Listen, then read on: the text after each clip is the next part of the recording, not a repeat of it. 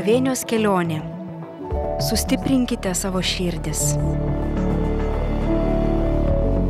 Mintimis dalinasi brolis Benediktas, Švento Pranciškaus Asyžiečio vienuolyno vyresnysis. Garbėzui Kristui, gerieji žmonės, brangus žmonės. Retas žmogus Lietuvoje nešvenčia Velykų. Ir nėra ko apgailestauti, kad daugumos gyventojų žinios apie šią šventę apsiriboja vien tik kiaušinių marginimu. Beje, Velykos tai pati svarbiausia viso katalikiško pasaulio šventė. Kas yra Velykos ir kaip turėtume jas pasitikti? Kiek tai yra sąmoningai?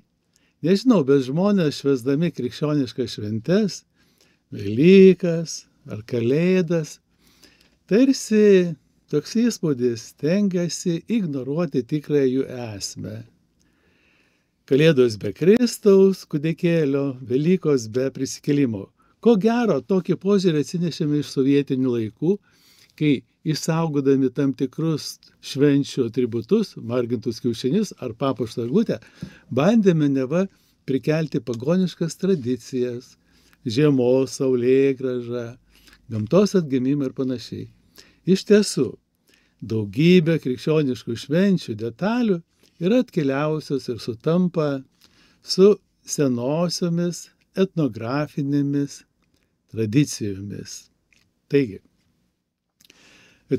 Tačiau jeigu švenčiame Velykas, o ne kiaušinių dieną, verta trumpam prisiminti, kas tai yra. Manoma, jog lietuviškas Velykų pavadinimas kilęs iš baltarusiško šventės pavadinimo Velykiai dien, didžioji diena, kuris reiškia būtent didžioji diena. Velykų pavadinimas taip pat siejamas su žodžiu vėlės. Mat mūsų protėviai šiuo laiku lankydavo artimųjų kapus, nuneždavo jiems maisto. Tai labai sena tradicija ir daugelio šalių tradicija, kuri gyva iki pačių dienų. Savaitė iki Velykų vadinama didžiąja, taigi mes įėjome į didžiąją Velykų savaitę. Ji prasideda verbų sekmadieniu. Verbų sekmadienį švenčiame šlovingą Kristaus įžengimo į Jeruzalę dieną. Tądien jis buvo pasitiktas mojuojant palmės šakelėmis ir giedant šlovinimo giesmes.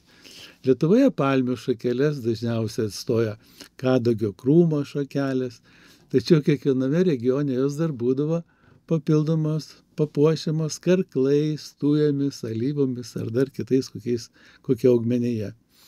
Taigi, pagrindinis didžiosios savaitės akcentas yra Velykinis tridienis. Didysis ketvirtadienis, didysis penktadienis ir Velyknaktis. Šiandien didysis pirmadienis. Kuo jis mums svarbus? Evangelija pagal Joną skaitoma 12 skyrius, 1-11 eilutė. Ir ten labai gražūs sakiniai. Namai pakvipo tepalais.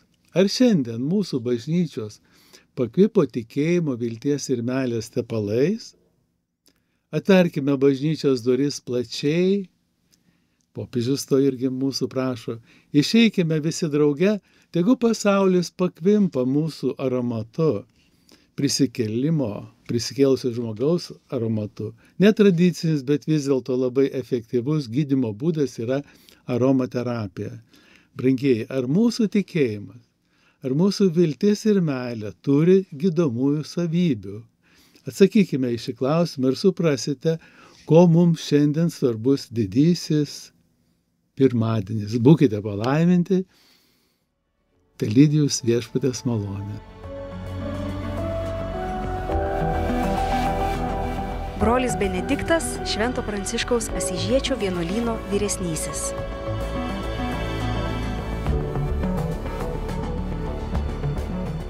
Gavėnios kelionė.